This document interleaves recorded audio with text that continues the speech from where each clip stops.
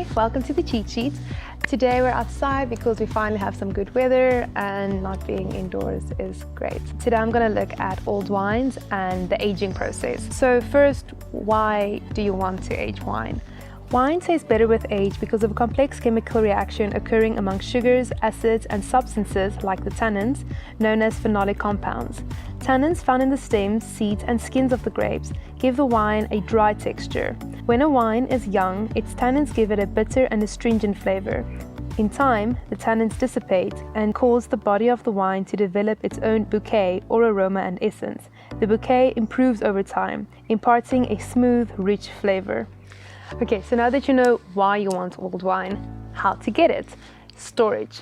There are two ways to store wines. Wine cooler, if you have that, a wine fridge, you're sorted. And for the rest of us, you need a dark, cool, humid place that has consistent temperature and humidity where you can store your wine. The temperature needs to be between 10 degrees Celsius and 13 degrees Celsius. With this, there's a safe barrier and there's an unsafe barrier. The unsafe barrier is too hot. When you go too hot, heat over a long period of time completely spoils the wine. It taints the flavor and it just ruins everything. So it's better to rather have it a little bit too cold than a little bit too hot. The side effect of too cold is the wine will age slower. It slows down the aging process. So after 10 years of aging, the wine is not going to show the characteristics of a 10-year-old wine. So you have to actually put more age in it. You have to put more time in it to get the same results that you would have had if you just had the right temperature. The next part is humidity. If it's too dry, the cork dries out and shrinks and cracks. And that'll cause too much wine to seep out, but more dangerously, too much oxygen to seep in, oxidizing the wine. And that is really just a wine killer. On the other hand, if it's too humid, your only real risk is damaging the labels. But after all, we're more worried about what the wine tastes like and not so much what the bottle looks like. So for students like us, this is obviously a very difficult thing to achieve. We tend to just store our wines in our rooms, under our desk, thinking that that's a nice dark place. Unfortunately, in the winelands, the summers are quite hot, way too hot for wine storage, and the winters are quite cold, and that fluctuation is just horrible for what it does to the cork and then the oxidation that will cause. So on to knowing how long you can age a wine. The best thing to do is ask. Most wine farms reveal on their website, and the tasting room assistants would know. Ask them the recommended time, and it's better to age a wine shorter than the recommended time than longer. So rather drink a wine too young than too old, because too young, it will still be a good wine. A good one is a good one anyways. If it doesn't taste nice young, it's not going to taste nice old. Age isn't going to save a bad wine. Rather drink it a little bit too soon, because if you drink it too old, it's going to be a spoiled wine. You're going to be drinking an old wine in a bad sense. So today we have this beautiful Faustino de Autor 1994 vintage. This is a wine from Spain.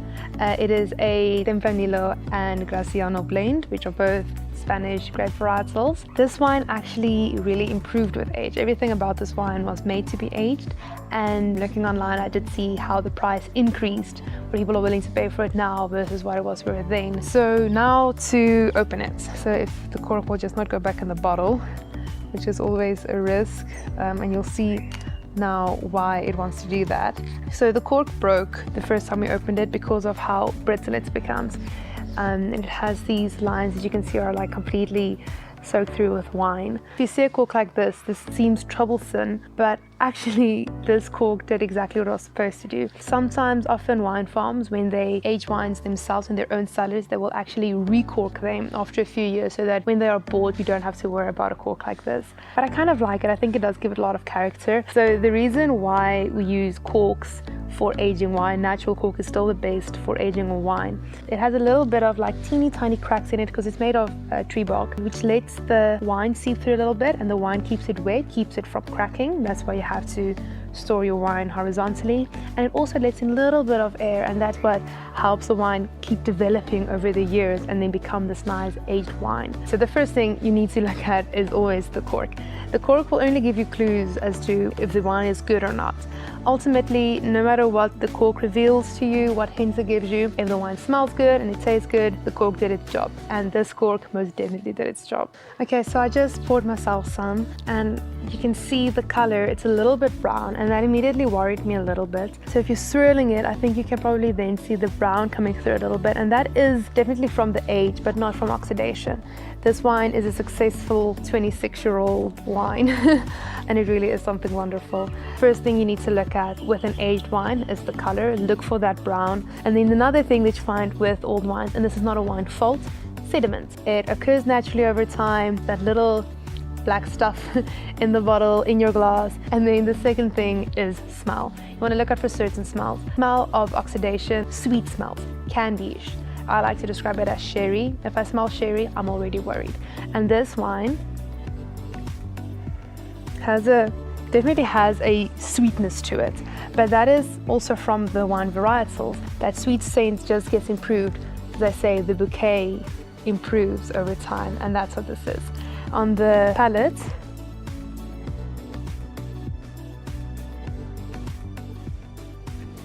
this wine is really something. The tannins are incredibly soft, but the wine is so rich. I haven't really drank aged wines before. I'm not bougie enough. This is really one of the first 26-year-old wines that I've ever drank, and I do understand now the hype around it. Next, for comparison, I have this Toscana Sangiovese 2013. This is a wine that was not made to be aged. It's meant to be drank soon after it was purchased. So the first clear clue says no sulfur added. Sulfur is a preservative used in wine to make it last longer. And sometimes a wine will be spoiled literally just because it didn't have enough sulfur in. Not the fault of the cork or anything else, it just didn't have enough sulfur in. The second clear clue that this wine was not meant to be aged is the cork. The natural cork has those kind of lines and cracks on it, and it's used to let some air in. This cork, if you can see there, is a repressed cork, so they shriveled up a bunch of corks and repressed them, but this one was pressed incredibly tightly.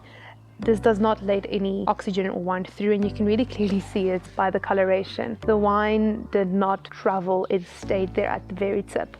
And then a very interesting thing about this cork, the little crystals that formed on it, and that you might think is a fault. So opening the wine and you see the crystals, you might get a shock. Not worry. In red wines, you can find tartaric acid, which is responsible for the tartness, but it can also cause the crystals. Nothing wrong with your wine, it's just a natural thing that occurs, and I think they're quite pretty. I tasted one earlier because I was curious, and it tastes like ash, so there's really nothing fun about it, but they're pretty. This one, for comparison, it was not made to be impacted by age, so it's still a young wine, although it's 2013. You can see the color has a little bit of brownness to it. It was made with the brownness that is from the Sangiovese. Gave it that color, a little bit red as well. And then swirling it, the nose is very spicy, very dry, like a fresh young wine. This is also not an expensive wine. This is just a really nice, easy drinking sec to a bar wine. Then you taste it. It starts off incredibly hard, almost a little bit bitter in your mouth, but then it develops into something a lot smoother and softer. The tannins are gentle. They're not hard like you can sometimes get with wines. You just can feel that like tannins are so hard, they just need to relax a little. This wine is where it should be. This is how it's meant to be enjoyed, and the winemakers took the right steps to make sure that it will stay in the condition that it needs to be for optimal enjoyment for as long as possible. On a final note, while I was recording, I noticed that a mosquito had bit me somewhere in the video process, which is great. So great to be outside.